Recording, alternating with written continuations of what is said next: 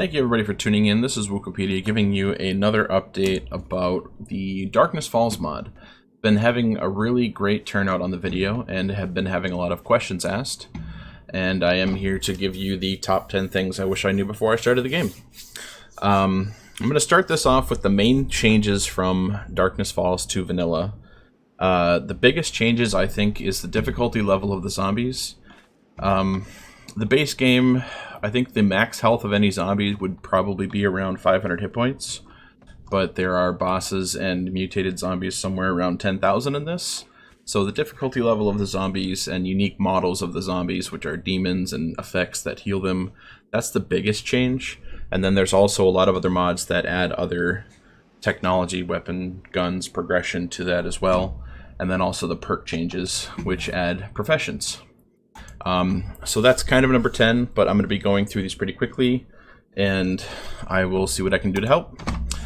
Class priority, if you ever want to look at what classes are, you can look it on the website, or you can look at it in-game.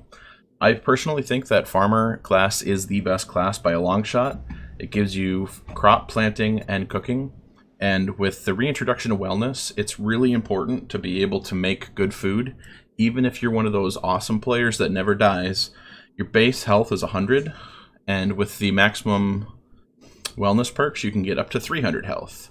So if you don't ever gain any wellness, you're missing out on tripling your health bar. And if you're bad like I am, dying has a very large penalty and you lose wellness, which is max health and stamina, and it makes the game much more difficult. So having the food and drinks to replenish that is very helpful. I think the second best class would be Laborer, and that is because it gives you the Advanced Forge at level 20. Every other class, you can buy the point in the perk at level 50, which gives you the Advanced Forge. So it gives you the forge, the best forge, 30 levels earlier. I'm looking for it right there. So that's why I would recommend that. And then third best, in my opinion, is the security. There's a lot of personal perks in the security class that buff you as a player for increased attack speed, pain tolerance, and armor specialty, which is movement speed. And then at the master, you also get M60 recipes and the 100% brass catcher. Very important class to have on your team. So that was number 9. Number 8, farming water tips. Farming has been changed pretty drastically, and you have to have water accessible for your crops to grow. I have found that having a small amount of water makes the crops grow much slower. So what I have started to do is have a much larger selection of water, and if you really wanted to, you can't place these barrels right next to each other, but you can stagger them, and you want them sunk down one level. Let's grab a couple more barrels.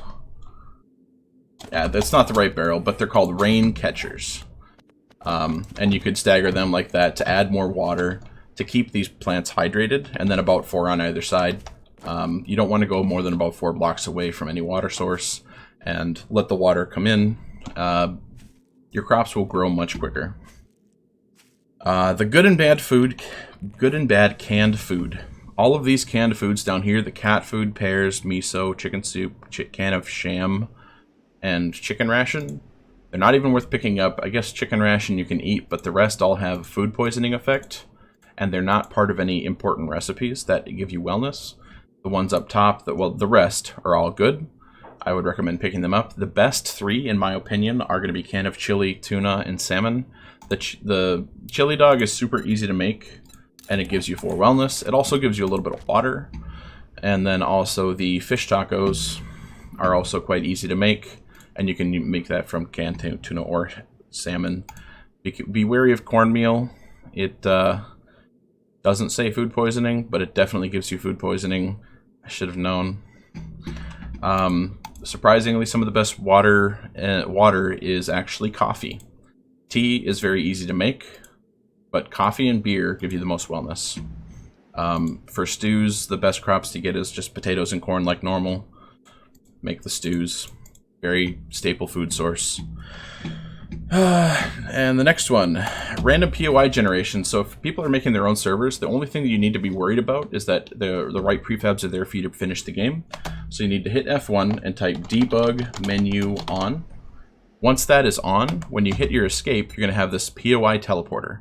I don't recommend you use it, but if you go here and you type in defalls, just like that, just be sure that you have at least one defalls military bunker and one defalls research lab.